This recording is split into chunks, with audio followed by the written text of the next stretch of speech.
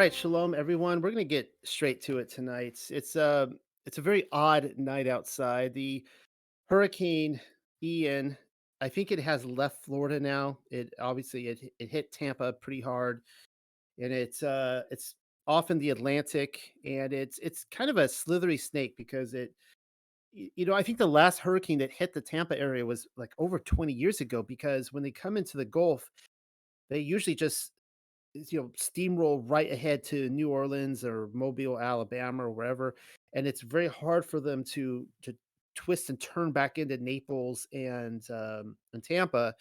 And so it went across Florida, and it's expected to twist back right, like, head on Charleston tomorrow.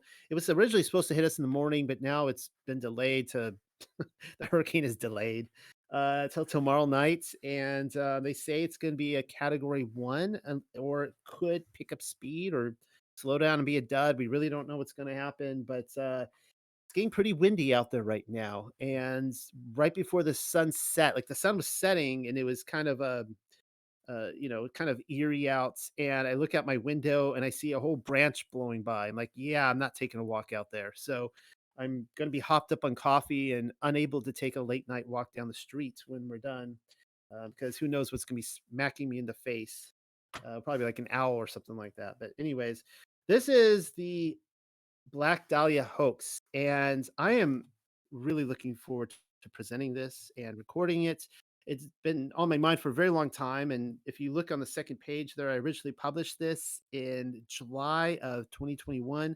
I did a second edition, a reworking of it last spring, and this is unlike probably anything that you've heard about in the truth realm in terms of hoaxes and that kind of stuff. And as you can tell, I believe the entire Black Dahlia uh, episode was an intel operation. And as I read this to you, hopefully you will see how ridiculous this narrative is. So hopefully I can also get this past the YouTube censors. Let's get right to this. Part one: the girl was a mannequin. This is on page 3 if you need caught up to speed already. A year or so ago, I wrote about the Black Dahlia as something that legitimately happened in history. My conclusion at the time was that Hollywood and the Los Angeles Police Department were in on it. You will have to accept my apologies. Every so often, I am dead wrong about one thing or another, and this is one of those occasions. You're probably wondering why the change of heart. I guess you could say I've seen too much. I've pulled back far too many curtains, and in doing so, have learned never to trust a conveniently hung drape. The murder of Elizabeth Short was a hoax. Oh, sure, Hollywood and the police were certainly in on it, but so was the girl. Every magician needs an assistant, especially when it comes to the saw and half trick, a crowd favorite. We are told Elizabeth Short was an aspiring actress, but that's not her real name. The implication here is that Elizabeth Short was only a role given to someone in a movie, and I now believe I know who that other person is. In order to learn her true identity, you will have to wait until part 4. No, I am not being sadistic. There is simply too much to cover in parts 1 and 2 before we ever get around to the icing on the cake. And really, the Black Dahlia was so much more than a mere role, as we are dealing once again with a home-brewed specialty of intel: performance witchcraft. The mistake I made in declaring Elizabeth Short certifiably dead can be found in the Gary Devore connection. Just so we're clear, there isn't one. A connection, that is. Claiming to find a breadcrumb trail was probably the diluted drink of uh, preconceived notions mixed with wishful thinking. You're probably already confused and haven't the faintest clue who George or Gary Devore is. Look at that. I said George Devore instead of Gary Devore. I don't know why. He was in the news a quarter of a century ago. We are told Gary Devore was close friends with Kurt Russell and Arnold Schwarzenegger, for starters.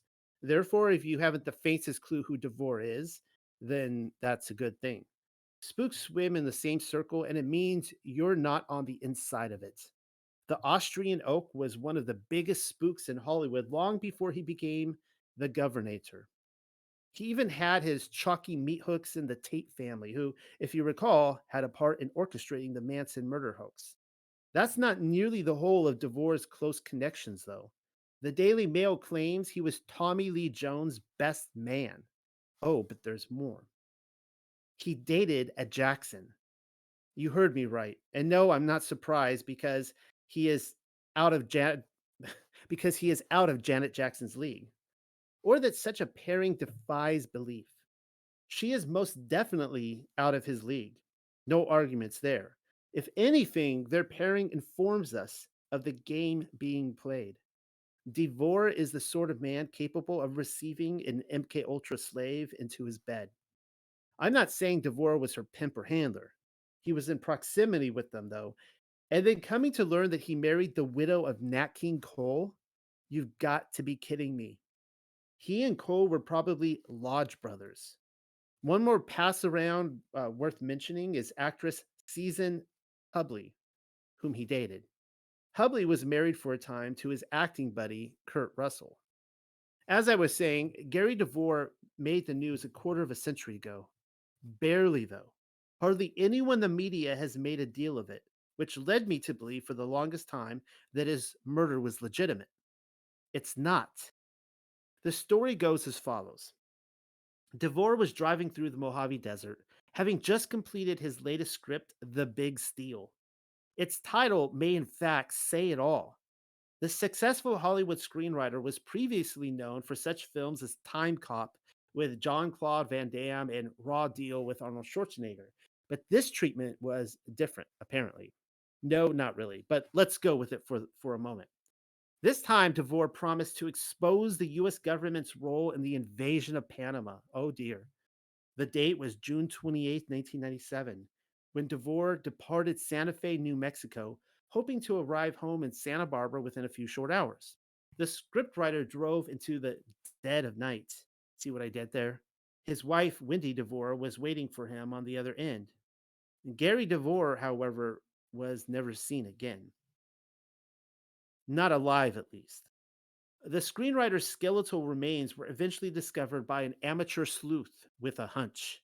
When his car was dredged from the California aqueduct 1 year later, detectives immediately observed several abnormalities.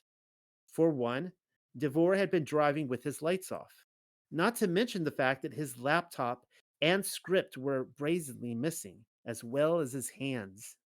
Strange, since the aqueduct had been searched extensively after his absence, and there were no signs of impact. For the official account to work, Devore would have needed to turn around on a motorway and drive 3 miles against traffic with his lights off and without any hands. What I mentioned at the time is that Devore's disappearance and death had the all too familiar markings of a sacrificial killing. I still do. The fact that the writer of Time Cop was exposing anything, however, is at best laughable. Scriptwriters expose hidden secrets all the time. Anyone with woken eyes can see that. Devore being off because of his Panama script is peddling misdirection, and I fell for it. Hollywood is simply another wing of the intel community. The Daily Mail, and you can see a link there, I linked the article, later revealed that Devore was in fact working for the CIA. Whoop de doo. Tell me something I didn't know. Concerning his murder at the hands of Los Angeles occult members, Devore was likely seeking reassignment. Come to think of it, everything I just said about Devore's disappearance and recovery reads like a movie script within a movie. One can only wonder if he wrote himself into the part. The Daily Mail managed to drop several bombshells into their story without ever seeming to appreciate the connotations or expecting you to. The first involves Devore's trip to the coroner's office. Fragments of his bones were said to be over 200 years old, as if that's not suspicious. I mean, I figured Gary Devore was old, but come on. Framing him as a potential Waterloo veteran or survivor of the Great Chicago Fire of 1871 is a stretch. Wouldn't you say? Am I missing something here? Seems like the obvious conclusion to make is that the CIA pulled the old switcheroo. And then there's his missing advert. The Santa Barbara Sheriff's Department slapped his mug on the poster and then put an emphasis on his right hand. Who even does something like that? Oh, I get it. I too understand jokes. It's so funny I forgot to laugh. We're supposed to identify him by his hand, you see, specifically his broken, deformed right pinky. Get it? I do. The writer had no hands. Did you laugh that time? Yeah, me neither. And getting to the CIA part of their story, Devore's widow, Wendy, told Daily Mail about the quote, constant stream of phone calls from CIA officials in the month leading up to Devore's death, unquote. Said no wife of a CIA agent ever. Sure, that's exactly what you do as soon as your husband is dismembered by the occult. You go to the media and tell everyone he was a spook and that you were his secretary doodling messages on a notepad. A show of hands. Does anybody still think Gary Devore was murdered because of a movie script? Ridiculous. Wendy Devore told Daily Mail the following: when we first married, he told me he got a lot of calls from government agencies. He told me to ignore it. So I did. If the phone rang, I could take a message or say he was out, but not to speak to them really. we we we had a few at first, then not very many. Then in the last month, one man was calling all the time. He was dealing in things that you're not necessarily supposed to deal in. I found out a lot of people in Hollywood had these connections with the CIA and knew things that will never be public. After he disappeared, things just didn't add up. This is an actual quote, by the way. It's just, it's, I'm laughing reading it. Okay. It's very easy to sound like a conspiracy theorist. She's still talking. But when you're married to someone you know little things about them that seem insignificant but are actually crucial, I know these are things that don't add up. My my favorite part is where he said she could answer the phone, but uh, let's see, wait. Oh, and take a message, but don't really speak to them. The only thing that doesn't add up is Wendy Devore's ability to connect the CIA with Hollywood while still failing to recognize one of her husband's scripts when it's spat out from the Xerox machine, piping hot. But even that is misdirection. You've heard it said that loose lips sink ships. Well, nobody offed her for divulging. It's like I was saying earlier, Intel loves exposing secrets and then sitting back to watch us deny it. The PSYOP works both ways. All signs point to the fact that Wendy Devore was doing her part in fleshing the fantasy out. The Daily Mail then tells us the CIA declined to comment. Oh, I get jokes. That's funny because she's probably CIA too. As you may have guessed by now, this is the second draft to my Black Dahlia was a hoax manuscript. I may look distracted, but I do believe these excursions serve a purpose. I guess you could say I've learned a thing or two since then.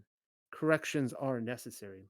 When writing the first draft a year ago, I apologized for being wrong about the murder of Elizabeth Short. But now I see that I was wrong about so much more than that. Even the death of Gary Devore was a hoax. Now that we have gotten that out of the way, let's get back to what I had started out saying. The Twilight Zone will come to some use. It so often does, but only in our peripheral vision. There are other Hollywood productions which will need discussed in turn, but right away, starting out, there's an episode of The Twilight Zone titled The After Hours, wherein we learn that some people are simply mannequins. It's a true classic if you haven't seen it. If I ruined the surprise for you, then you should probably know that I just killed two birds with one stone. It's another important conclusion of this paper, particularly in part two. Try to act surprised when we finally get to it.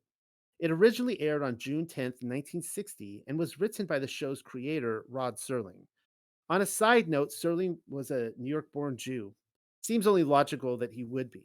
The thing about mannequins is they have a doppelganger somewhere in the world, a real person whom they're modeled after. Again, we'll get to that. Oh, and another thing mannequins are split at the waistline. I hope you like history because I'm about to dictate another lesson. The body of Elizabeth Short was discovered on January 15th, 1947. In other news, the war was over and Intel needed something to do. Nearby, the Lookout Mountain movie studio in Laurel Canyon was ramping up their productions. Even spooks gotta eat, you know. Elsewhere, President Truman disbanded the OSS in 1945, but apparently the short lived Central Intelligence Group, or the CIG, SIG, I guess, if you're into acronyms, wasn't making daddy proud because they too were traded in for everybody's favorite intel group, the CIA. Probably just another good cop, bad cop routine. You tell me. One final comment before continuing. The murdered body of Elizabeth Short will be shown. She may pop up on any given page, and the pictures are graphic. But you probably knew that already. You've been warned. Are we simply staring at a mannequin? That is my conclusion. You are free to make up your own mind. But as always, you are under no obligation to believe the official narrative. People are murdered every day in Los Angeles County. Nearly every single victim you've never heard about. It is the media's job to burn every intel production, including what they were secretly cooking up at Lookout Mountain, into the collective consciousness. And what I'm trying to tell you is that the Black Dahlia was one such project. And we are on page 11 if you need caught up. Don't say I didn't warn you. The weather report for January 15th, 1947, cast sunny Southern California into a cold, dreary morning. At approximately 10 a.m., Betty Bersinger went walking with her 3-year-old daughter through the tree lined streets of Learmart Park in Los Angeles, angling for the shoe shop. With the outbreak of the war, development had slowed in the City of Angels. Despite Japan's surrender some 17 months earlier, entire lots groomed for the suburban sprawl remained abandoned. It was in one such undeveloped field, and only within inches of the sidewalk, that Bersinger stumbled upon what she first described as a discarded mannequin that had been severed in two at the waistline, its lower half positioned a foot away from the upper. You heard it from Bersinger first. Plant a red flag upon that often repeated detail. Better yet, I have already done it for you. Bersinger is giving us the truth, but then insisting that we deny it. The body of Elizabeth Short was a mannequin, a darn good mannequin, but we're dealing with the powers that should not be and the back alleyways of Hollywood. What, you don't think Intel was capable of working with mannequins? I will remind you of Roswell, same year. Actually, when I wrote that line, I had I was talking to Josh about this earlier. I had a whole paper on Roswell. I was almost done with it on how just as ridiculous, one big hoax and a big intel operation, and then I lost the whole paper. It was awful. It took me a long time, and I've never. It was so painful. I've never rewritten it. Officers Frank Perkins and Will Fitzgerald arrived on the scene within minutes. The LAPD followed in their wake. Investigators noted that the woman's body seemed to have been posed. She was lying on her back with both arms raised above her shoulders, elbow bent at right angles, legs twisted and spread out in a display of seductiveness.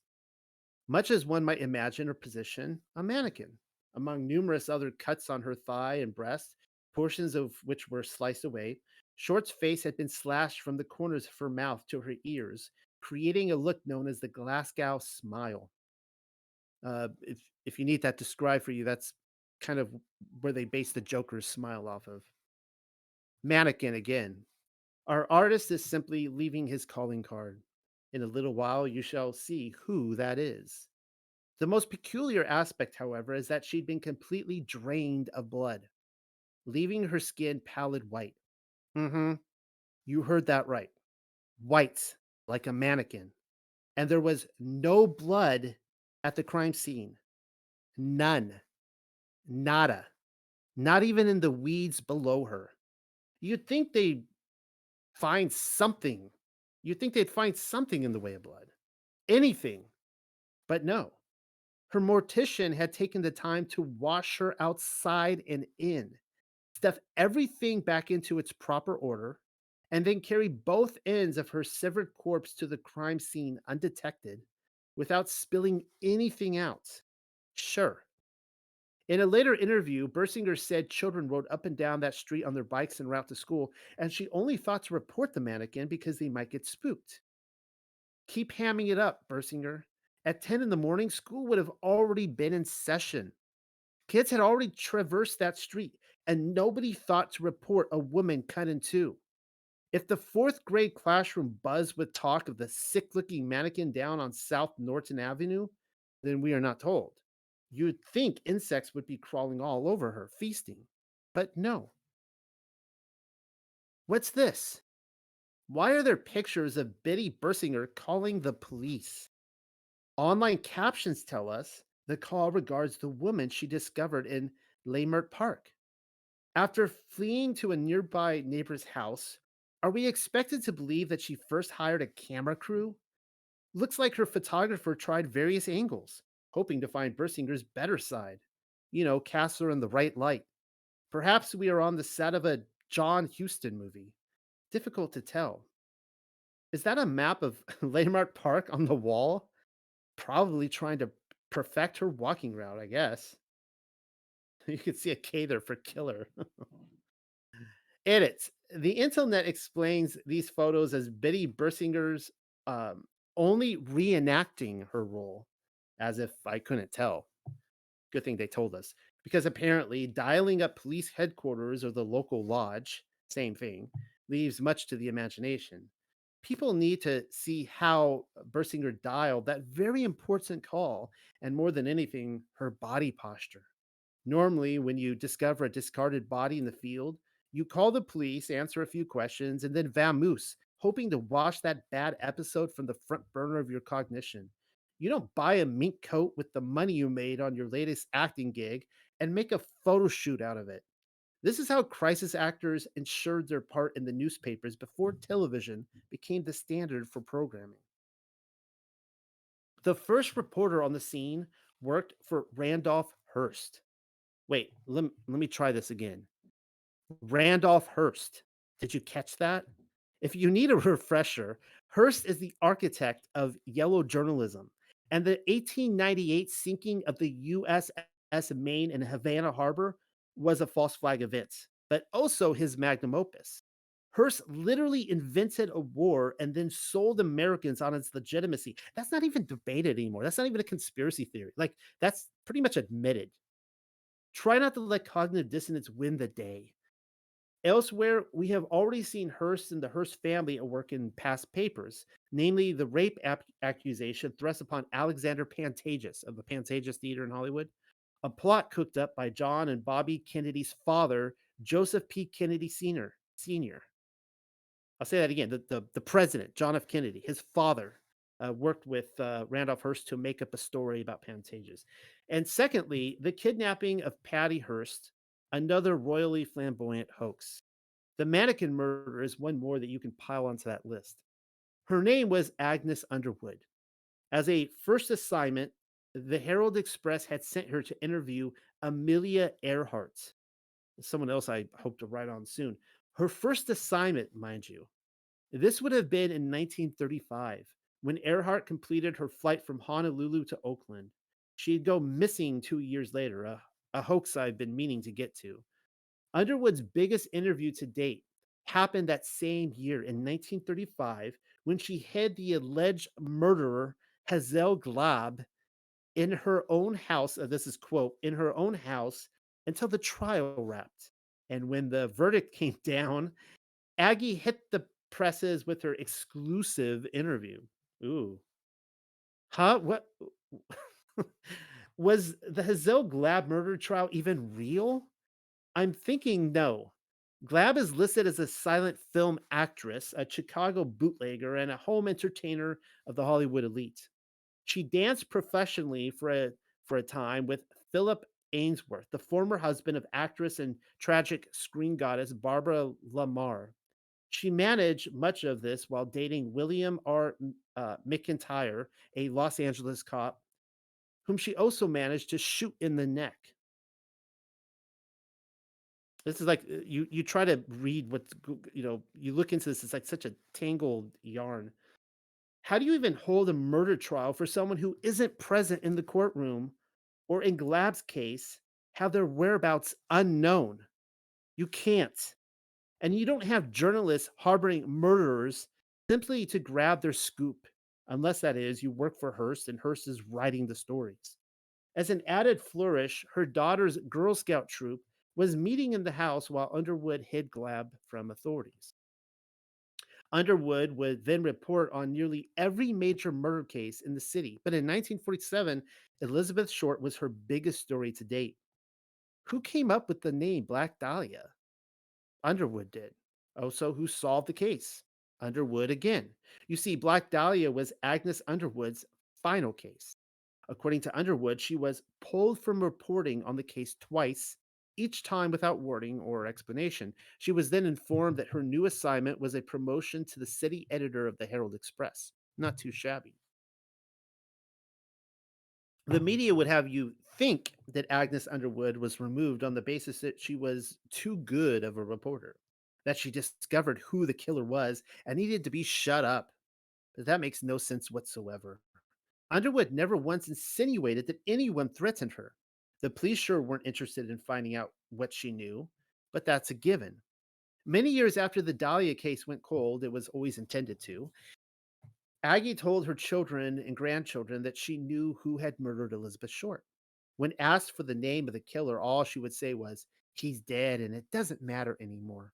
Sure, let's go with that. Underwood was probably being nice to her children without letting them in on the biggest secret of all, that they were uninitiated and therefore couldn't be let in on the nature of the beast, namely her employer, that she loved creating stories just as much as Hearst did, and just as importantly, that she was in on the hoax. Just look at Underwood hanging out with Bob Hope. He's not sure if she knows, but she's not sure if she should tell him that she does know, just perhaps not the same thing.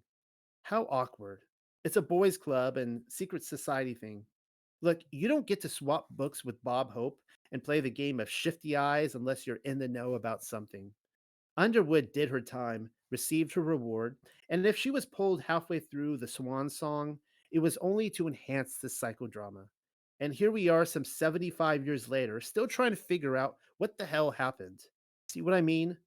The performance still has magic left in it. The reason I ultimately decided to take another look into the murder of Elizabeth Short probably has something to do with my haphazardly stumbling upon this very photo on the internet. We are told Elizabeth Short is at the beach sometime in 1945, less than 2 years before her murder. But look closely. See the black line etched around the entire frame of her body? It runs alongside her legs, her shoulders, arms, and ribs, even her feet. Could they make it look any less fake? Which reminds me, didn't the killer send numerous letters to the press using only newspaper cutouts glued onto paper? He did. We haven't gotten that far yet, but I get the feeling that the same creative department had a hand in her beach photo. There's another beach photo of Elizabeth Short. Same bathing suit, perhaps same location, but hard to tell. Only here she can be seen sitting down with some guy named Eddie. Intel didn't come up with the full character's name for the boyfriend. He's simply Eddie. For all I know, he's with the General Intelligence Directorate. That would be the Egyptian Secret Service. You'll know what I'm getting at when this is over. Once again, we're looking at another fake. It's just as fake as the first. Same black lines dominate Eddie. He may have been sitting with a blonde for all I know. Better yet, a pair of redheads.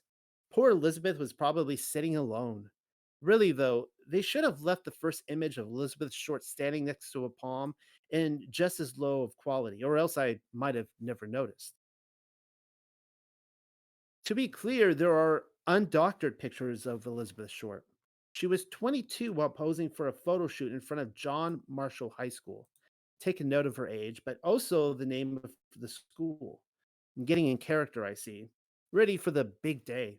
Short was murdered within a few short months, perhaps weeks afterwards. Still uncomfortable, though, as her body posture shows. But once you learn who Short truly is, you'll see for yourself that she was almost always a stiff around the camera. There are several pictures from her trip to John Marshall making the rounds online.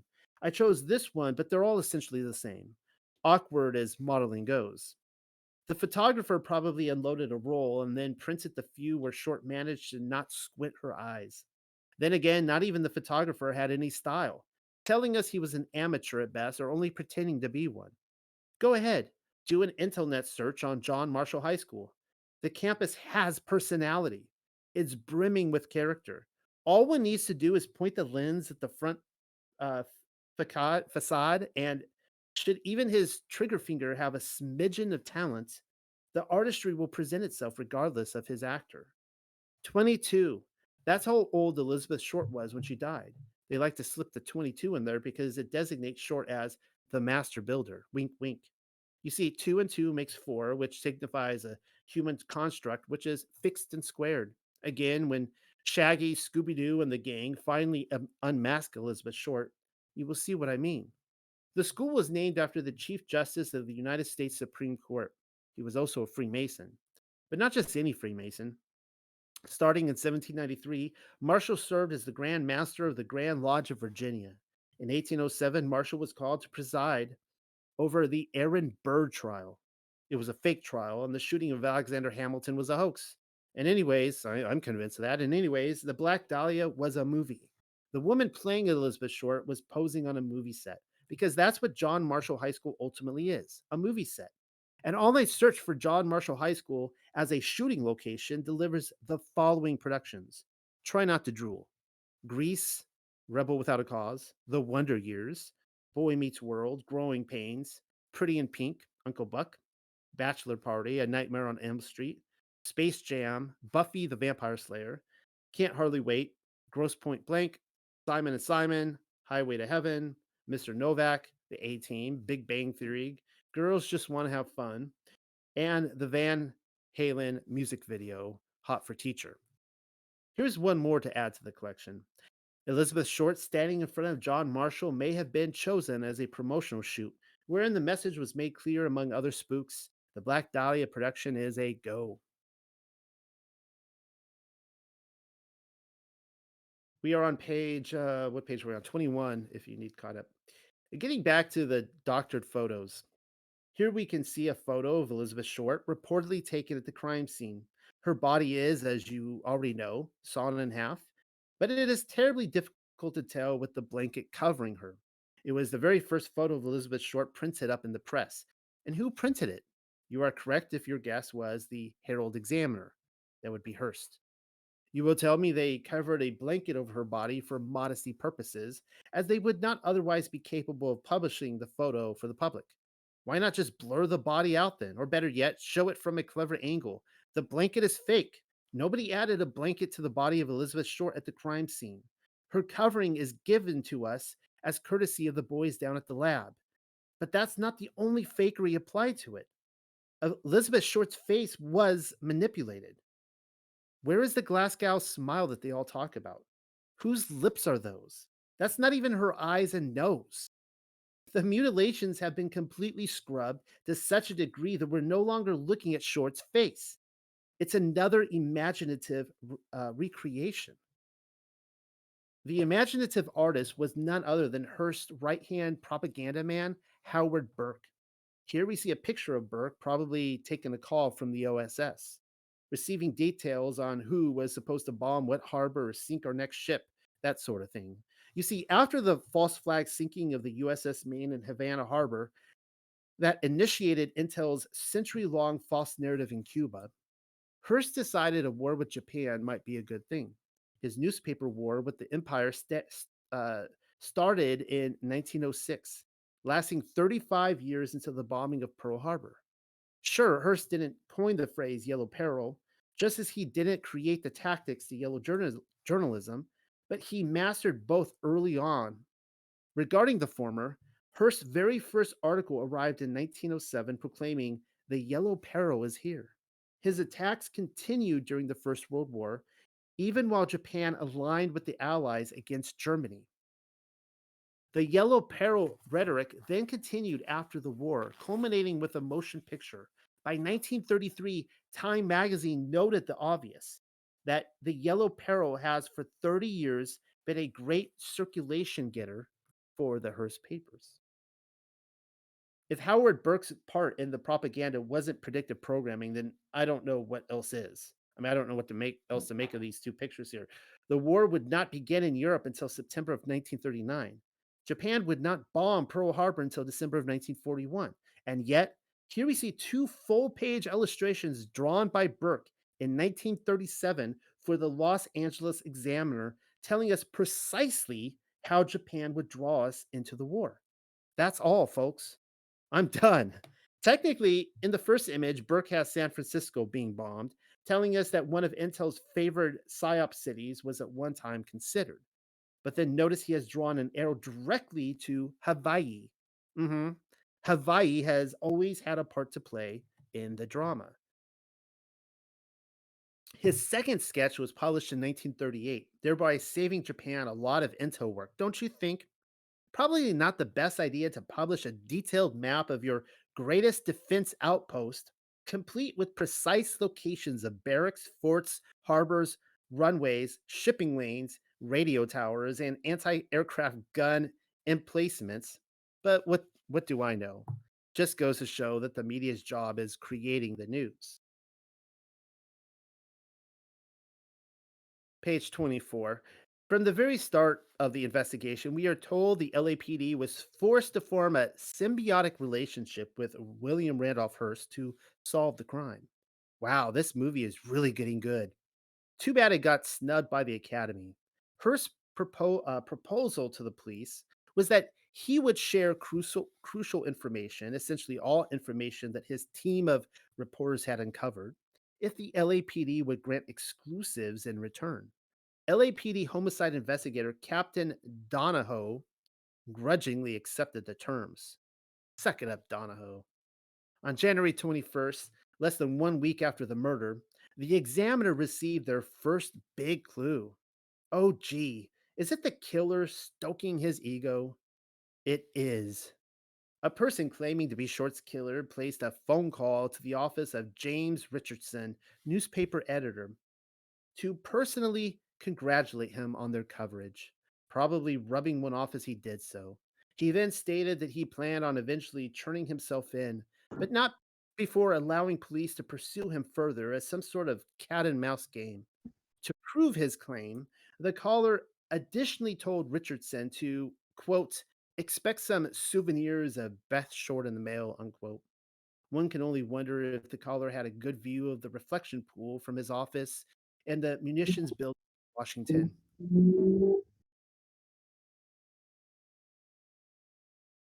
All right, had to mute there. Someone's probably practice his best James Cagney impression in between bites of his ham and cheese sandwich before finally dialing Richardson. I'm not gonna do James Cagney, but in my head, I was having him say, "You dirty rat." No, wait, no, wait. You dirty, you dirty rat. Apparently, despite wanting police investigators to chase his tail, the killer had already cleverly figured out that Hearst was working with the LAPD, which is why his package and overly suspicious manila envelope, complete with individual words cut and pasted from newspaper clippings, was addressed to the Los Angeles Examiner rather than the Buttons. It arrived on January 24th, 3 days after the phone call. You figure it would take that long for the package to travel across the country after being dropped off at some random mailbox near the corners of 20th Street and Constitution Avenue. Or perhaps we're simply reading the artistic stylings of Howard Burke. The envelope contained Short's birth certificate, business cards, photographs, random names written on pieces of paper, and an address book with the name Mark Hansen embossed on the cover. Who is Mark Hansen? Just one of dozens upon dozens of potential suspects. Specifically, he was a nightclub owner. Why would Intel send an address book? To tell you who the other scripted players are. Duh. It seems like everyone involved was vying to be included with the clues. The care package had been carefully cleaned with gasoline, just as Short's body had, directing police to their next clue that the package had been sent by the killer. Regardless, prints were lifted. Uh-oh. In return, investigators sent the packet right back to Washington. This time to the FBI building, hoping for prince identification. Here, the Wikipedia adds, however, the prints were compromised in transit and thus could not be properly analyzed. Oh, say it ain't so. The intel agent's identity was spared. That must have been such a relief. There were more letters.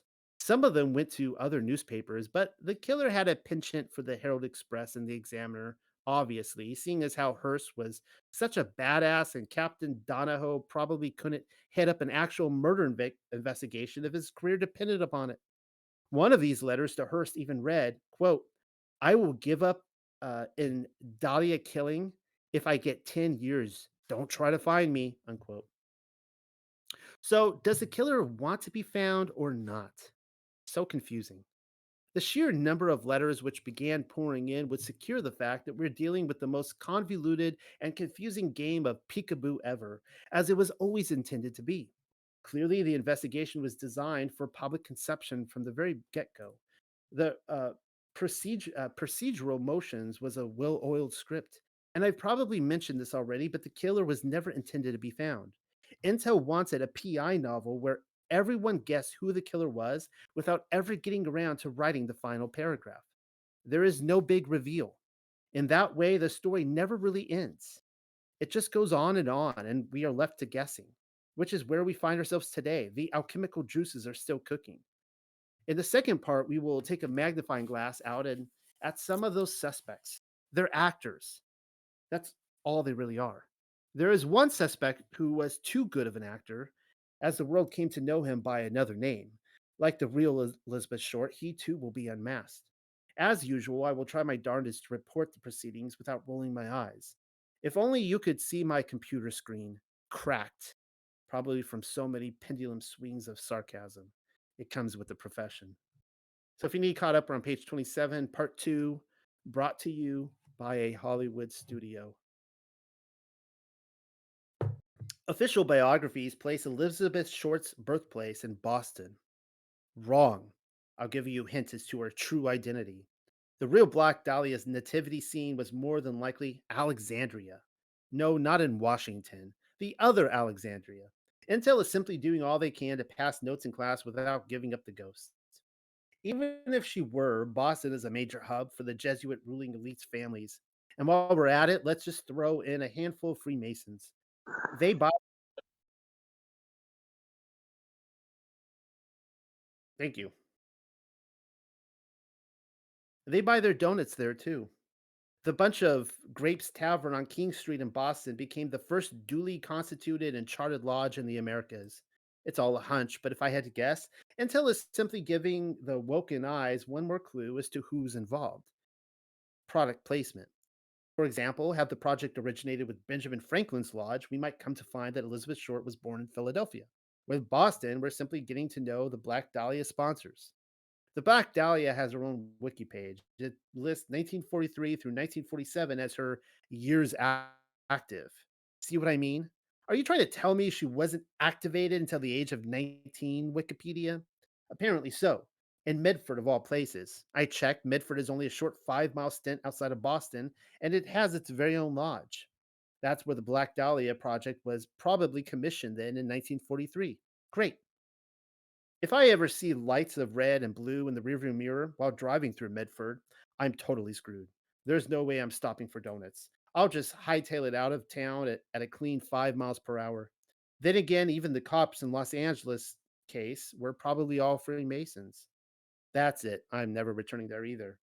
Elizabeth Short was 19 when she set out with her father, Cleo Short. The number 19 may be significant on the account of the Sun Tarot card in the major arcana. The esoteric difference between 19 and 1 is that the fool makes up the later, whereas the former is a higher vibration. 19 designates a new phase of life armed with knowledge and, quite unlike the fool, is therefore prepared for what is to come. They ended up in Vallejo, California for a spiel, still 1943. It is there where Cleo worked at Mare Island Naval Shipyard. It's now changed its name on San Francisco Bay. In mid 1943, while the war was hot, The father daughter team moved to Los Angeles, but Elizabeth later accepted a job at Camp Cook in Lampock, California. Recognize the name? Camp Cook? I didn't either. Turns out Camp Cook later became known as Vandenberg Air Force Base. Today it is Vandenberg Space Force Base. Oh, sigh. The Space Force is the Air Force's latest spinoff. Consider that the Air Force is a spinoff of the Army, but seeing as how there's water above the firmament, you'd think they'd be better off setting up the Navy. But I digress. Vandenberg is NASA's West Coast port, telling us it is selected as an epicenter of propaganda. If you're having a difficult time following along, Elizabeth Short was likely an intel project from the moment she left Boston.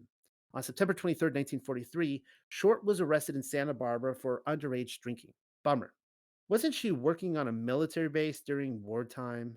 She would have been surrounded by pilots contemplating their impending doom. I thought booze and STDs were more readily accessible than the flu. Either her training didn't go so well and we are witnessing a broken robot needing pliers and a screwdriver, or the script was unfolding exactly as planned. You tell me. She was promptly sent back to Medford. Uh oh. The Black Dahlia is getting reprogrammed in the back alley behind the coffee and donut shop. She may have been underage as drinking is concerned, but why would the state of California send a young woman back to Boston simply for receiving a DUI? Here, let's try this again. In Boston, 20-year-old Elizabeth Short was potentially commissioned again and then sent southbound to Florida. Already, Short had spent several winters in Florida due to her asthma, telling us she came from a family with money.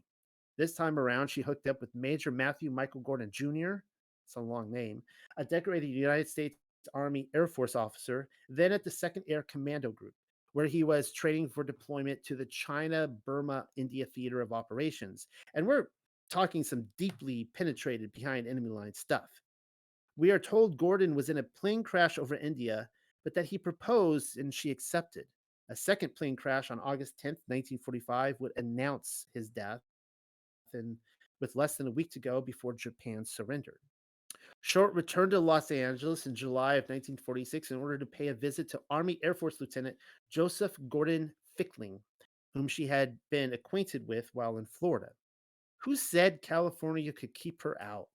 It is here in the 100 or so miles ranging from San Diego to Los Angeles County where Short would live out the final 6 months of her roll, scratch that, her life. Her first known residence was a 2 week jaunt at a downtown Long Beach hotel, a few miles away from where Fickling was stationed at the Army airfield. And of course, Long Beach is my own hometown, so I can picture exactly where this house hotel is. Same city though. It is Fickling who paid the bills. The building at 53 Linden Avenue still exists. I actually attended a church on Linden Avenue, though the neighboring drugstore is no more. That's where Short received her name, Black Dahlia. I get the fact that she had jet black hair, but if Short had a habit of dressing in black, as we are told she did, then that is yet another tip off as to the role she was attempting to embody. Still, how exactly does someone receive a nickname during a 2 week stint? I have visited hundreds of places, staying at dozens of them for 2 weeks or more at a time. And nobody at the local drugstore or donut shop thought to name me, nor would they likely remember me if I washed up to shore 6 months later. The drugstore was probably just a front for spooks. Elizabeth Short simply arrived on a business trip, a hop and a skip from the office. Getting in character, reorienting herself. The last person to see her alive was Robert Manley, but his friends knew him as Red. We are told the 25-year-old ex Army corporal gave her a ride from San Diego to Los Angeles and then dropped her off at the Biltmore Hotel. As you might suspect, the buttons were all over Manley like stink on a monkey. Tell me this isn't the scene from a movie. No, it is simply Red taking the old lie detector test down at the local lodge. Is it another reenactment for dramatic effect, like the Betty Bersinger photos? We are not told. Such intensity, though. And look at those squiggly lines. The guy is off the charts. You had to have been there, I guess. In yet another scene from the Black Dahlia movie, we see Manley in the police station identifying a handbag and a black suede shoe which had been conveniently discovered on top of a garbage can rather than inside of a garbage can. It's almost as if the killer was indecisive about whether to throw them away or offer them up as a free prize to a passing bum.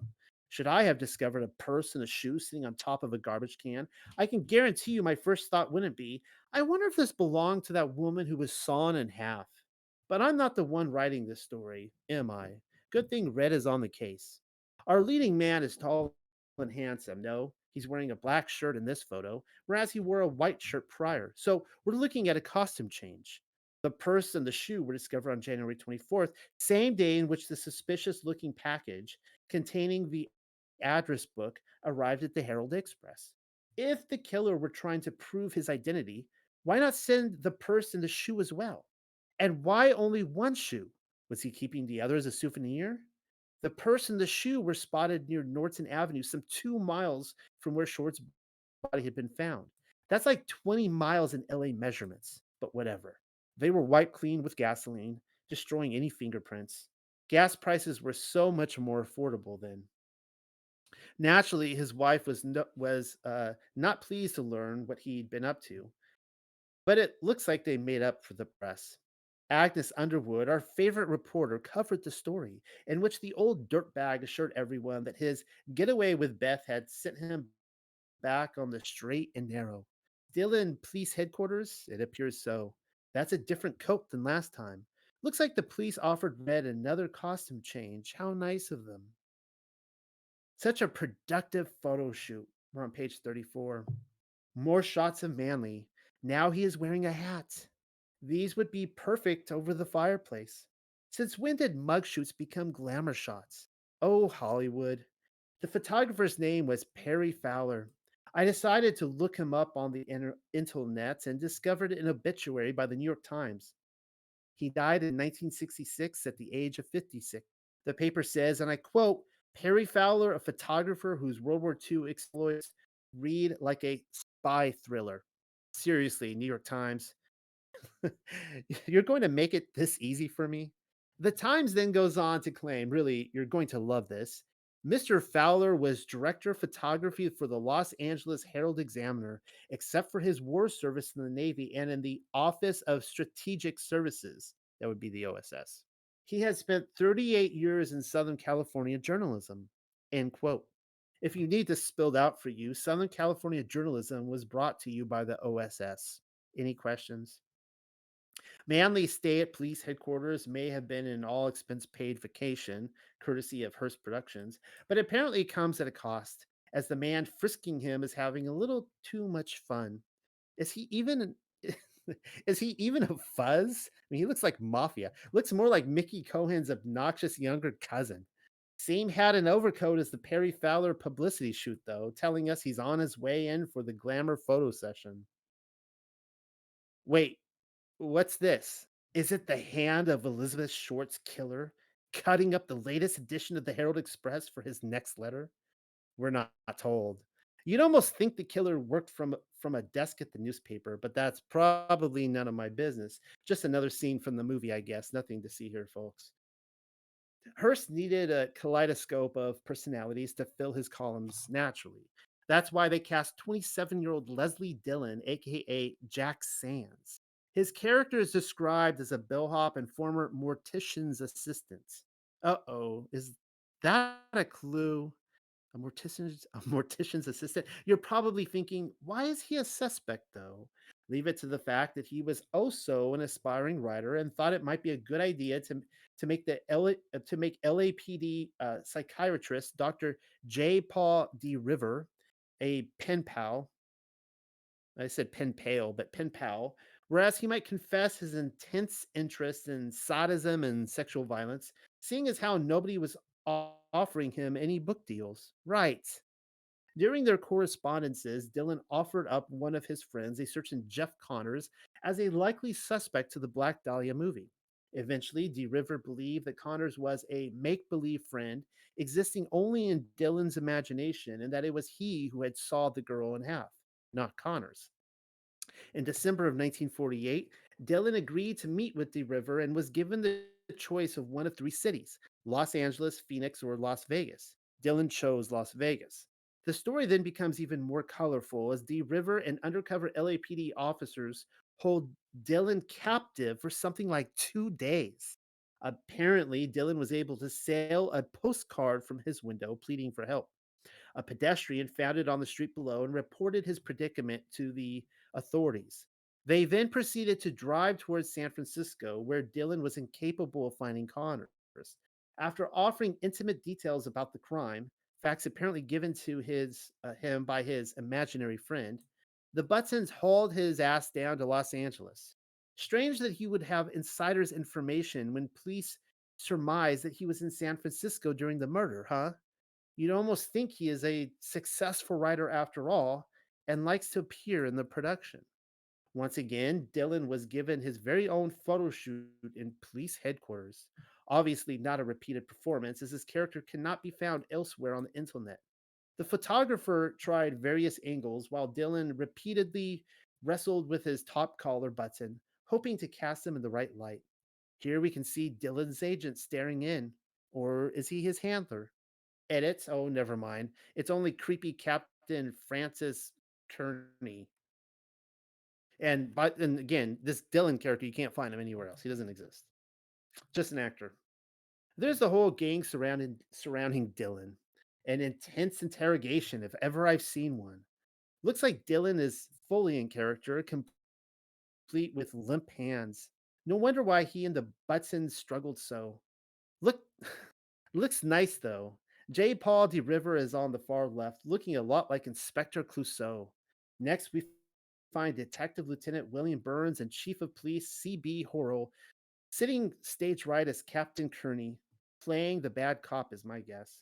Their road trip to Las Vegas and San Francisco ultimately paid off as investigators soon learned that Jeff Connors did indeed exist, only his real name is Artie Lane.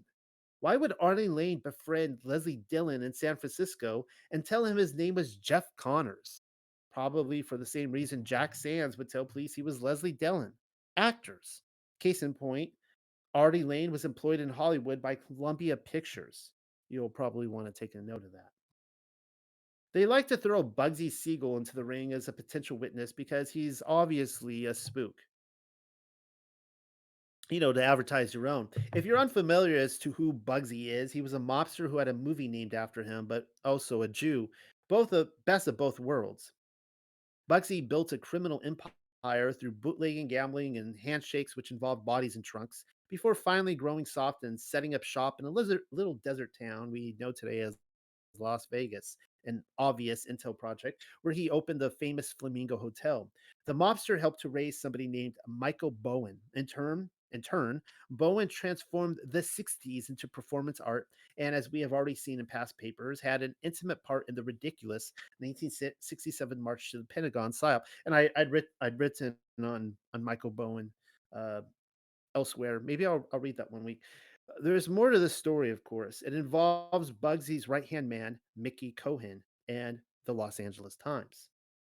Norman Chandler was the publisher of the Los Angeles Times in 1945, and he was a suspect. Hitting it close to home, are we, boys? But before him, his father was the publisher of the LA Times from 1917 until 1944. And even before that, his grandfather was a publisher from 1881 until 1917.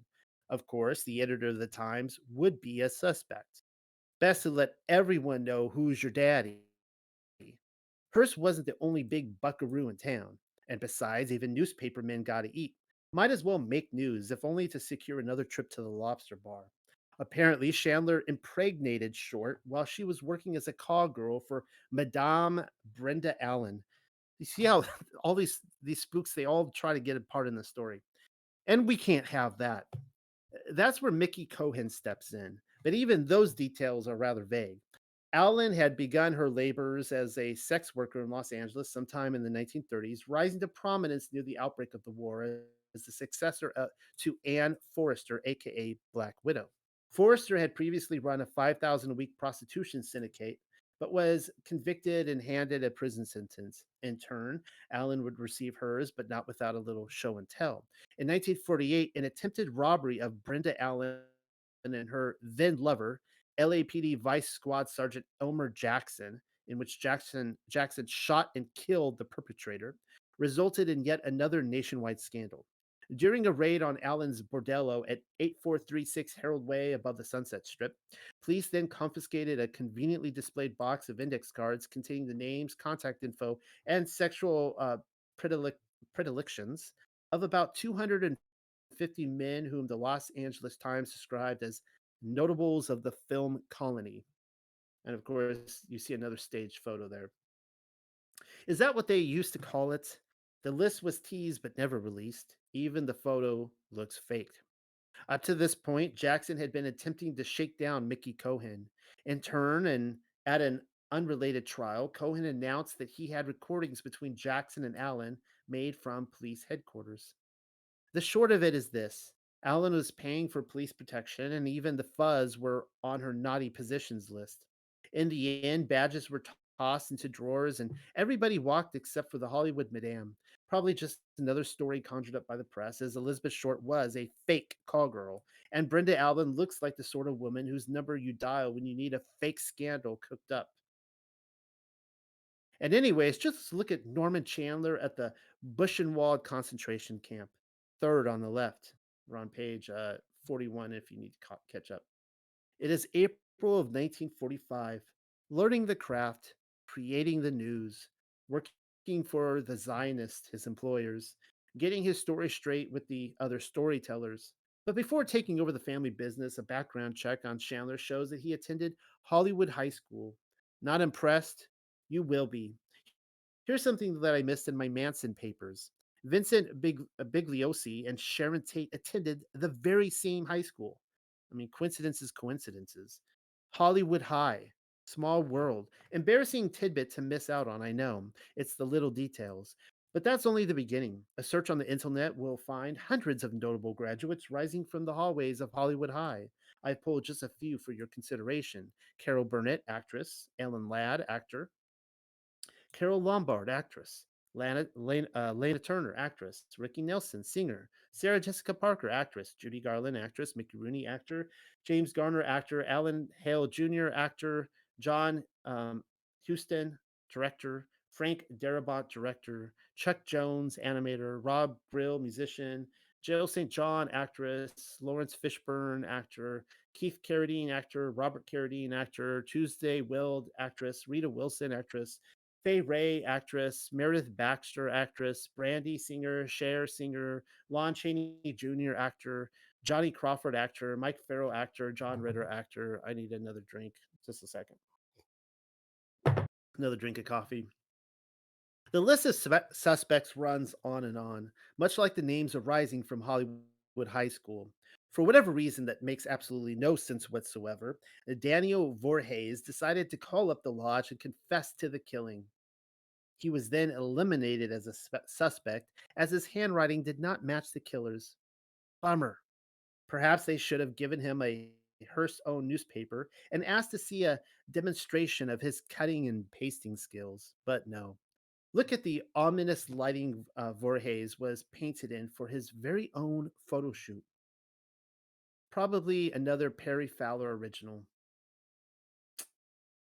In my earlier report, I made specific mention of the fact that Raymond Chandler had already eerily described the Black Dahlia narrative in his 1939 sleuth novel, The Big Sleep.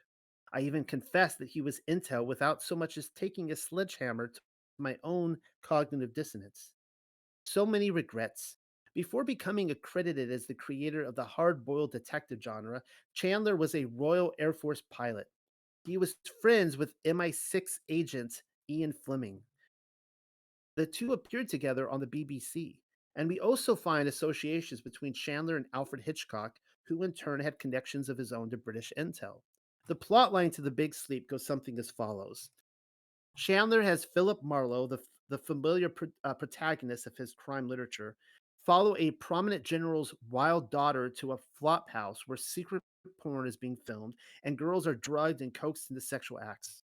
The film adaptation, which starred Humphrey Bogart and Lauren Bacall, was released in August of 1946, less than half a year before the Black Dahlia murder. And isn't that something? That same year in 1946, Philip Marlowe's first original screenplay hit the big screen. Are you ready for this? It was called The Blue Dahlia. Spooks in the Long Beach drugstore named her after the movie. Bogey may have not been the first actor to portray Marlowe on screen, and certainly not the last. But upon the book's transfer to film, most would consider him to be Chandler's quintessential creation. And now for some genealogy. I found three Mayflower passengers in his family lineage.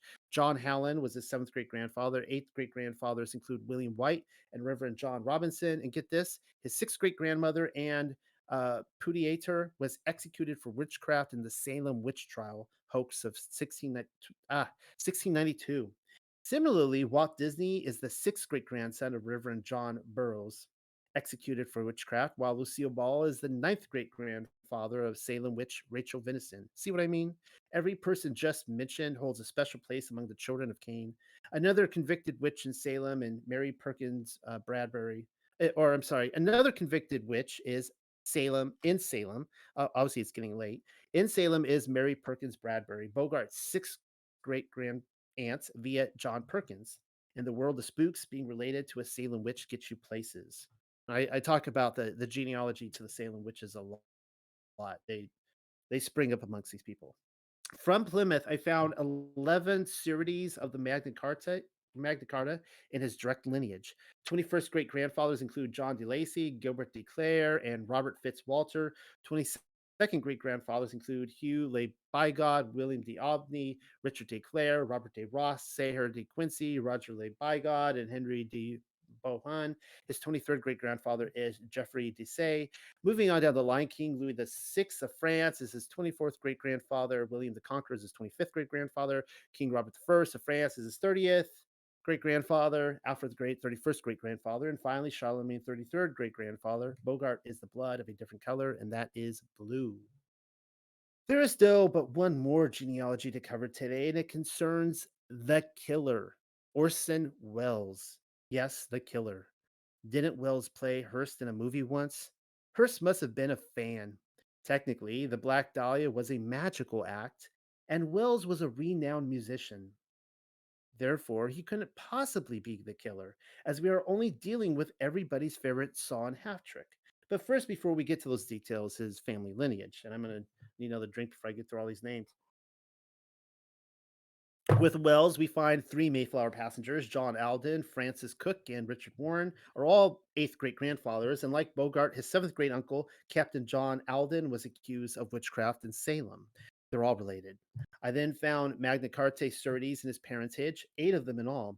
John de Lacy and Gilbert de Clare make up his 21st great grandfathers. Hughley Bigod, Richard de Clare, Saher de Quincy, Henry de Bohun, and William de Mowbray are all 22nd great grandfathers. Roger Le Bigod takes up the rear as his 23rd great grandfather. Moving on down the line, King Edward the First of England is his 19th great grandfather. King Henry the Third of England, 20th great grandfather. King Louis the Sixth of France, 24th great grandfather. William the Conqueror of England, 25th. King Robert the First of France, 30th. Alfred the Great, King of the Anglo Saxons, 31st great grandfather. And last but certainly not least, Charlemagne, King of the Franks, 33rd great grandfather. Conclusively, he's a Cain, in my opinion. During the war, and as part of his Mercury Wonder Show, pay attention to the Mercury there, Wells performed for soldiers on the very site where the body of Elizabeth Short was found. Specifically, he sawed women in half. He originally performed the trick on his wife, Rita Hayworth, until Columbia Pictures banned her from participating. Wait, didn't Jeff Connors work for Columbia? That's probably only a coincidence. He then performed the trick on two other girls. The first was Marlene Dietrich. Before I tell you who the second girl is, you may want to hold on to something. I am not responsible for any injuries acquired while reading my work or listening. That person was Marilyn Monroe. They're eighth cousins, by the way. He and or he he and he are eighth cousins. Also, Marilyn Monroe was a man, but you probably knew that already. Page 47.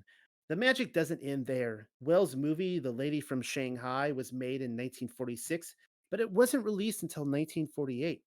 It starred Rita Hayworth playing opposite himself. Also, Rita Hayworth inspired the atomic bombs in the Bikini Atoll, just so you know. If you're a regular around here, then you'll know that this isn't our first rodeo with Rita.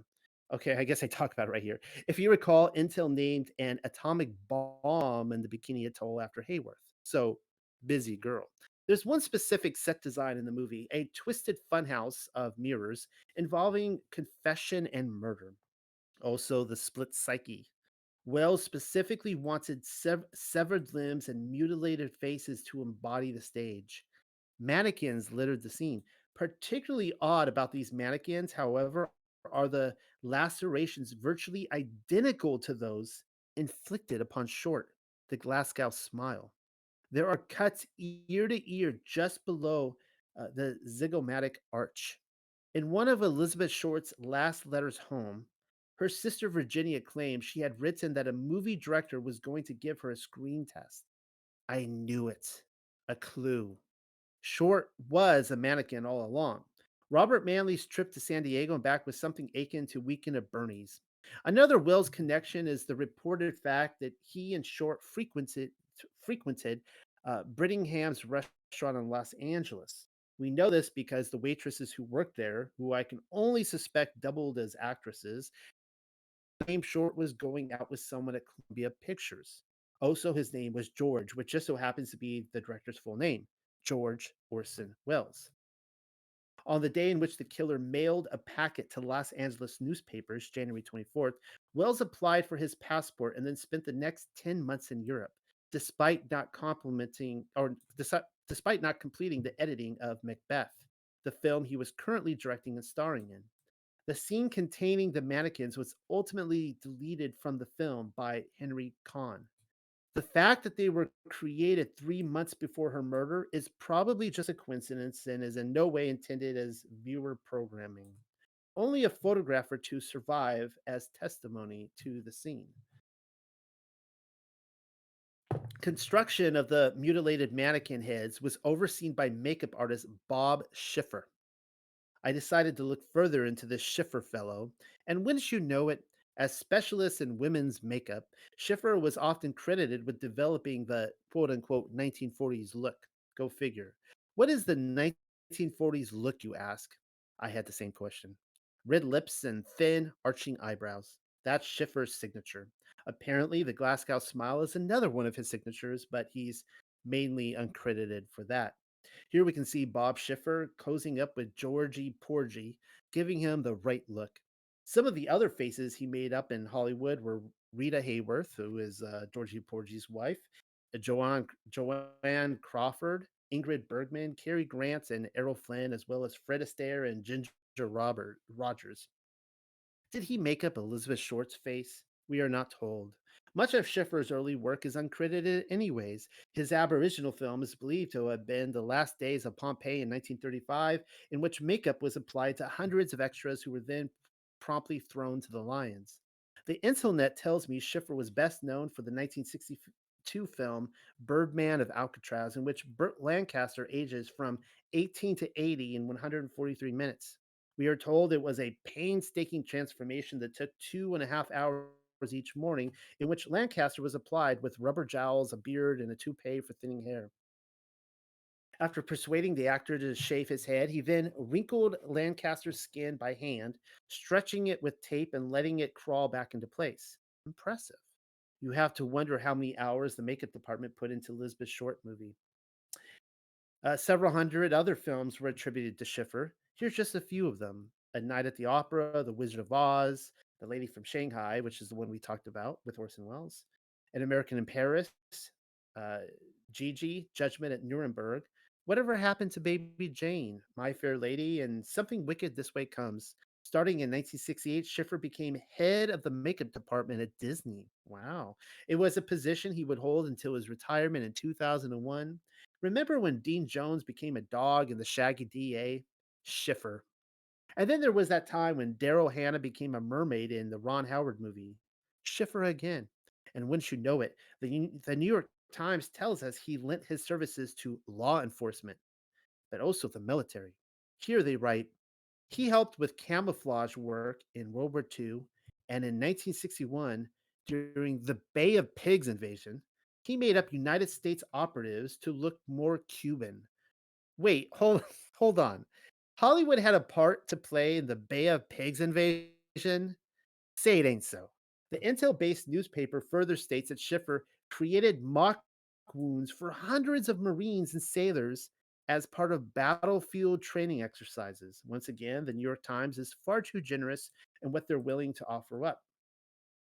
Perhaps they simply expect your cognitive dissonance to win the day. Part three, George Hodel, Doctor of Evil, actor. We're getting close to the end. Up until this point, I've purposely been holding back. That is because we are nearing the end and I like saving the best for last. Have you ever heard of the man who wore 1,000 faces, none his own? Probably not. There are probably several actors who fit that bill. Lon Chaney is one of them. If you were considerate enough to glance over my list of Hollywood High graduates, you will probably recall that Chaney's son, Lon Chaney Jr., was one of them, but I digress. As we are dealing with 1,000 faces, and Sir Alec Guinness is one of them. You will tell me that we are looking at a picture of Dr. George Hill Hodel, not Guinness. I wouldn't be so sure of that. Hodel is simply a character in a Hollywood production, and Bob Schiffer's our Miracle Man. The script has given Hodel a backstory. He's a child musical prodigy born to Russian Jews, already laying it already laying it on kind of thick intel. We can find him in an intimate friendship with Man Ray, a surrealist and Dadaist photographer, as well as noted Hollywood High alumni John Huston. Fun fact: Huston liked to film his movies on location rather than a Hollywood soundstage. Also, Bogey was a staple of Huston's films. Good to know. We are furthermore told the man who lived at 5121 Franklin Avenue was prominent in Hollywood circles as an abortions doctor, protected by corrupt officials within the LAPD. Sounds like a sophisticated role. I'm not saying George Hodel is Alex Guinness, but really try to spot which of the three isn't him. Hint: Hodel is sandwiched between them. You will tell me I made that too easy, as I've already planted the exact same picture of Hodel above. And that is because, like practically every other suspect in the Black Dahlia movie, we are shown hardly any photos to prove their existence except when Hearst reporters delivered to us, or what they delivered to us from the newsstand. Alec Guinness is a real person. Hodel is simply a character, as assuredly as Lieutenant Colonel Nicholson is a character in The Bridge on the River Kwai. Again, I already know what you're going to say. You're going to say something like, "Why don't you find a picture of my grandmother on the internet?" Your grandmother wasn't an elite Hollywood abortion doctor accused of sawing a porn actress slash call girl in half. You would think the paparazzi would be over his barbarous bum like mayonnaise on a bologna sandwich, hiding out behind the abortion clinic, waiting for the latest starlet to drive up for her appointment. Oh, sure, the press respects a patient doctor confidentiality agreement when it comes to murdering the child. There's some irony for you. But Hodo isn't simply agreed upon to be a baby killer, he's the killer. Top banana, numero uno, muckety muck, the grand poobah. Where are the pictures of the man? They should be everywhere. For decades, we should be reading tabloids proclaiming Black Dahlia killer shows off 500-pound summer bod. But no, nothing. It certainly doesn't help that Hodel ends up being yet another suspect in the murder of Jean French. During the winter of 1947, French was found dead, dumped in a vacant lot, and nude. Her killing became known as the Red Lipstick Murder due to a cryptic message written on her abdomen, which reads FUBD. Very classy. Alec Guinness. Between 1943 and 1950, Hodo is claimed to have murdered 9 women in total: Jean French, Gladys Kern, Mimi Boomhauer, Elizabeth Short, and Ora Murray. This is partly due to every murder mentioned happening within 10 miles of Hodo's house and downtown private medical practice. Some have even gone so far as to claim Hodo as the Zodiac Killer. Why do I get the feeling that Guinness was intended for a much larger role? Guinness had started out in theater years earlier, but his two breakthrough film performances were Great Expectations and Oliver Twist, which happened in 1946 and 1948, respectively. Jean Elizabeth Spangler was an actress who went missing on October 7th, 1949, but was never found. Hodel again. Boomhauer wasn't found either. Perhaps Hodel is the role which Guinness later shied away from due to other commitments, so that not even the Spangler or Boomhauer stories have closure. We are shown one photo of a much older George Hodel on the internet. That's his son next to him, Steve Hodel. Look at him just standing there, only pretending to get along, waiting on his father to die so that he can finally rat him out as the killer. How nice of him. It appears he's written 3 books on the subject. It's the George Hodel trilogy of evil, or what have you. They're called Black Dahlia, Avenger 1, 2, and 3. Each book gives more evidence as to why his father did it. There's even another called Most Evil, making 4 in all, in which he claims his father was the Zodiac killer. It's all codswallop, and Steve Hodel knows it. The younger Hodel has his own bio page, which lists him as a Hollywood division detective. It then states during his career at Hollywood Homicide, Steve promoted to Detective 2 and in 1983 was the senior field homicide detective. Wait, hold the press. How does one become an LAPD homicide detective when his father was a serial killer exactly? He even says as much. You would think that makes for a compromising position, especially considering how Lipstick, Zodiac, and the Black Dahlia are all technically cold case files, and his father was attached to them in one way or another. I will remind you that Holdo waited until after his father died to crack the case, telling us his entire career is compromised. Considering how he was put into a position which might guard the truth of the doctor for the remainder of his life, you'd think Steve Hoda will do a better job of preserving his father's legacy. In actuality, the apple hasn't fallen far from the tree. He has continued George Hodel's profession, and that is in the intel department. Continuing, we read this. Steve promoted to Detective 3, the highest attainable rank in detectives, and retired from LAPD in 1986. Sounds like they're describing masonry, don't it? Cops and robbers and Freemasons. It's all essentially the same thing, but that's none of yours or my business. Tell me Hodel doesn't look like a spitting image of Alec Guinness and vice versa, even as old men. Plant some glasses, a beard, and a wig on Obi-Wan, and we'll call it a day. That's George Hodel. The doctor died in 1999 in San Francisco. Perfect time to retire the character, as Guinness died 1 year later, in 2000. Bob Schiffer wouldn't retire from Disney until 2001. Probably waited around to finish his projects, tie up loose ends. He needn't wait around for the real Elizabeth Short to die, as she had already completed her part in January of 1947. Schiffer died in 2005, but Short, or rather the Black Dahlia, she outlived everyone. You're about to find out who she is. Part 4. We're on page 57. Part 4. Will the real Elizabeth Short please stand up? Were you expecting someone else? Probably not a princess. The Black Dahlia, that's her. Elizabeth Short's real name is Fazia Fuad. I believe if I'm pronouncing that right. Fazia Fuad. She was the daughter of Fuad the First, seventh son of Ismail the Magnificent of Egypt. Cleans up nicely, don't she? A little makeup and some jewels around an otherwise naked neck goes a long way. That signature lush head of spidery black hair looks nice with the crown. Still tight lipped, though, rather rarely seemingly comfortable around the camera, as hundreds of pictures seem to show. Probably because she was such a badass. You know who else was a badass?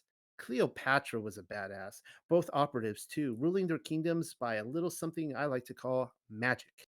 Fazia's marriage to Iranian crown prince in 1939 was nothing more than a political deal, which aimed to consolidate Egyptian power and influence in the Middle East while simultaneously blending the regality of an Egyptian royal household with the new Iranian regime. That's the exoteric explanation at any rate. I looked that much up on the Wikipedia. Her husband's name was Mohammed Reza Pahlavi. She was also a Trojan horse, as you shall soon see. Fazia had some friends at Langley. For her role as Elizabeth Short, they had to deconstruct the doll and dirty her up a bit, toss the pencil for the eyebrows, and lose the cherry lipstick. Tangle the hair, toss the comb out, go with the wild and free look, and while we're at it, smudge the face. It all serves a purpose. Give her the look of promiscuity. The biggest difference that I see is the nose. From this angle, Elizabeth Short's nose is a bit thinned in the middle and well rounded at the bottom. Nothing a reconstruction guy like Schiffer couldn't handle. Makeup does wonders. Fozia's eyes are dark here due to the lighting. Short is staring directly at a bulb. Ah, that's better. The ancient world of the 1940s is resurrected in our modern day with a splash of color. Do you see what I did there? Resurrected. We'll get to that. Now, both pair of eyes have a doppelganger look to them, don't they? In some pictures, Fozia's eyes look hazel, but here they're sapphire, perhaps even turquoise. You will tell me the nose is off and that this can't possibly be the same person. Have we forgotten already about Bob Schiffer and the magic of Hollywood? I will remind you that we have no proof whatsoever that Elizabeth Short did little more than pose for a few photographers and finally Schiffer, the mannequin maker. Yes, there were boots on the ground, but only for the camera. All the people who claim to have seen her at one place or another or to even have dated her were probably crisis actors or spooks. Still not convinced, are you? It's the nose, isn't it? You're only making this hard on yourself. Fine. I didn't want to have to do this, but we're going to be taking a trip down memory lane. The actress on the left and the right is the same woman, Nicole Kidman. But the nose. But how? I know. Kidman is playing Virginia Woolf in the 2000 film The Hours. Amazing what a little makeup can do. The woman with the crazy eyes is Charlize Theron. And no, I'm not going to show you what Charlize Theron looks like this time around. You're going to have to look her up for yourself. Well, get to it. I'm waiting. Did you type her name into the search engine yet? Even in a police lineup, it would be difficult to tell them apart. This is the extent she went to in the 2003 movie Monster. And now it's time to play a game which I like to call Spot the Imposter. Tilda Swinton played the White Witch among many other transformative roles. You can see what Tilda Swinton looks like on the right. And so one of these above six pictures is not Tilda Swinton. Go ahead, give it a try. No cheating on the internet. Are you ready for the answer? Barbara Killerman is the imposter, and she's playing the White Witch. You will tell me that was a blow below the belt, seeing as how I mentioned Swinton as playing the White Witch once, but it's not like I told you to eliminate it. Yes, Swinton did indeed play the White Witch, but that was another movie. The old man is her though, as assuredly as the old woman. But even the character in the bottom left corner looks nothing like her. None of them do. It's all in the makeup and the wardrobe and the lighting, isn't it? And now we get back to Fazia Fuad. See if you can guess which of the two photos is a role she's playing in a movie. I know that was too easy. The side profile gives her away, though. Same chin. Even the nose from this angle is a match. Fazia still looks uncomfortable here, though she is given something to focus in upon while the photographer captures her image, namely her own daughter, Princess Shanaz. She's not nearly so glammed up as we've seen her before, probably because we're observing her day to day on the royal grounds. And then on page 63, it looks like another scene from a movie, don't it? We're looking at the funeral of Elizabeth Short. Yes, we're back in the Black Dahlia movie again. The date was January 25th. 10 days have passed since Biddy Brissinger discovered the mannequin. Fazia Fuad could finally go back to being her old self again. Meanwhile, there are only three mourners in attendance. Who are these people, you ask? That's what I want to know. Probably actors. You're probably wondering what the Queen of Iran was truly up to while her Black Dahlia counterpart was being activated in Boston and then wreaking havoc with the sailors across the Southland. The Wikipedia hints at it in her article's opening paragraph. I'm going to skip down page 64. It reads Fazia obtained an Egyptian divorce in 1945, not recognized in Iran until 1948, under which their one daughter, Princess Shanaz, would be brought up in Iran. Sure, the Black Dahlia was commissioned in 1943, and Fuad didn't get around to a divorce until 1945, But Agent Fausia didn't really have boots on the ground until the later half of 1946, mostly to meet with the production team and, if needed, fellow cast members. Also to participate in location shoots like the John Marshall High School session. Why would Fuad simply walk away from being an Iranian queen for lack of love? Is that what they are going with? I guess that's what we are going with. Know who else probably faked her own death? Cleopatra did. I say probably, but that double suicide snake story has all the stank of an intel psyop written all over it. She was in bed with Rome the entire time, just like Fazia Fuad and Elizabeth Short. Another comparison between the two is that they are both regarded as the last queen of Egypt. And, anyways, exhibiting one's death and resurrection is a prominent theme for the mystery religion neophyte and secret society elite. On the morning of January 15th, Masonic donut eaters knew precisely what they were investigating. If anything, the murder psyop would have proved her worth with the intel community, particularly the CIA. What are the chances that the Queen would appear on a cover of Life magazine a year before the beginnings of the Black Dahlia project officially kicked off? Slim to none. Only one word comes to mind: spook. On September 21st, 1942, the fate of the war hadn't even been decided on. Intel, however, simply couldn't wait to show off their latest puppet state, everything the Zionist New World Order had to offer. Life magazine was in the know. And then we see a little quote there from Wikipedia. The Wikipedia has no trouble naming the United States and United Kingdom as the orchestrators of the 1953 Iranian coup d'etat, though it was known in Iran as the 28th Mordad coup d'etat. We then read it was the overthrow of the democratically elected Prime Minister Mohammed. It's getting late. I can't pronounce that name. Mossadegh, in favor of strengthening the monarchic rule of the Shah, Mohammad Reza Pahlavi. Recognize Pahlavi? That would be the Queen's husband. There's the Mr. and Mrs. looking uncomfortable as they so often do together. The photographer probably caught them again mid argument.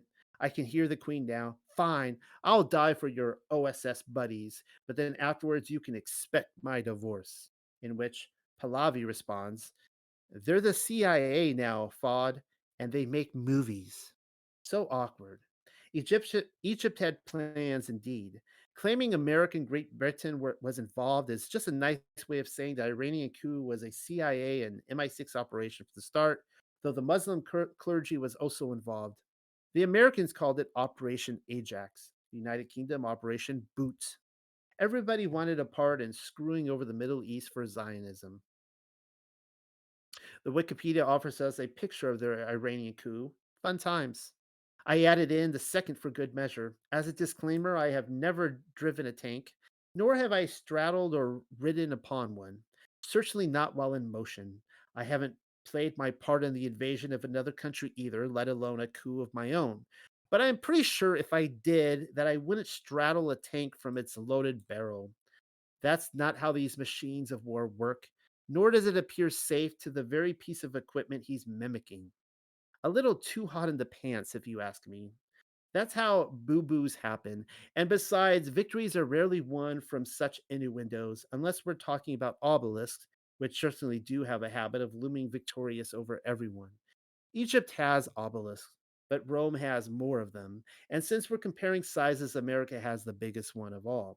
Anywho, Pahlavi's rule over Iran wouldn't last. The CIA had other plans in 1979, and that was that. Still a sweet ride, though.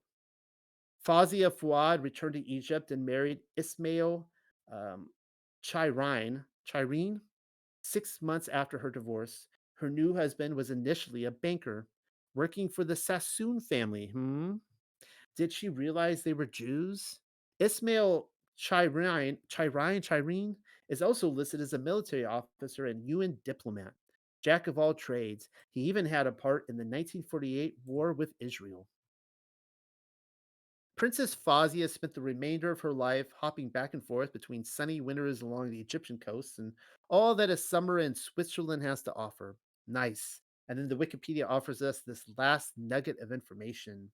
It says Fazia's death was mistakenly reported upon in January 2005. That's not a first if we take Elizabeth Short into account. The official narrative is such a tease, isn't it? Apparently, journalists were incapable of telling the difference between the last queen of Egypt and Princess Farouk. I'm sure it happens to the Queen of England all the time. That's probably a little outdated now. Can't seem to tell her apart. Can't seem to tell her apart from Camilla. Oh well, another day. The wiki offers us a link to Princess Farouk, but no picture of her can be found. Probably because they look so much alike without the makeup. We'd get the two confused, and they can't have that. Elizabeth Short, cross that out. Fawzia Fuad of Egypt died in Alexandria in 2013 at the age of 91. And I survived that very long read. I hope you guys enjoyed that. I hope it was educational. And that is that. I'm spent. That's all, folks.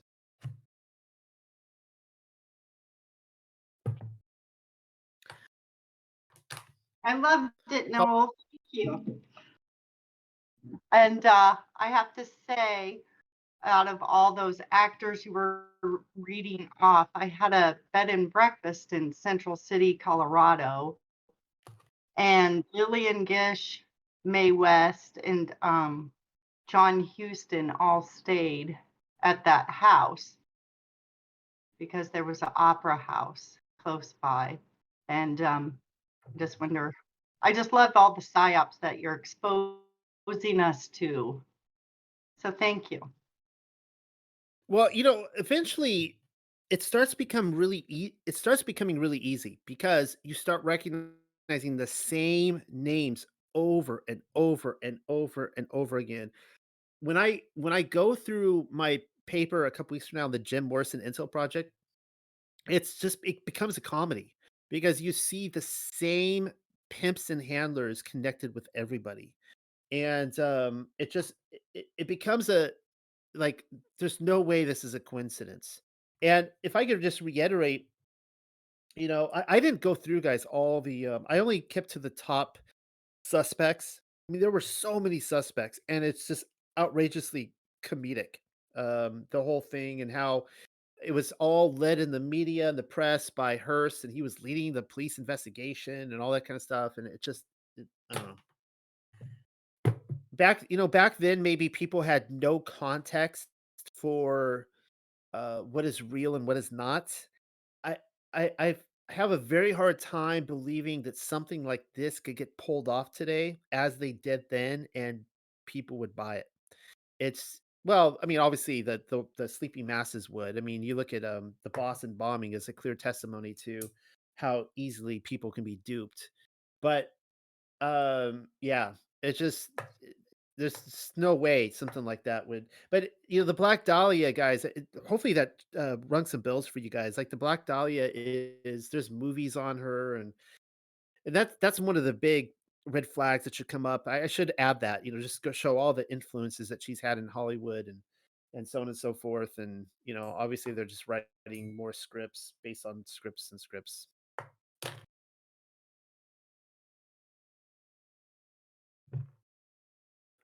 I only made it through that because of my coffee. That was a good choice, Rebecca, that I switched from tea to coffee.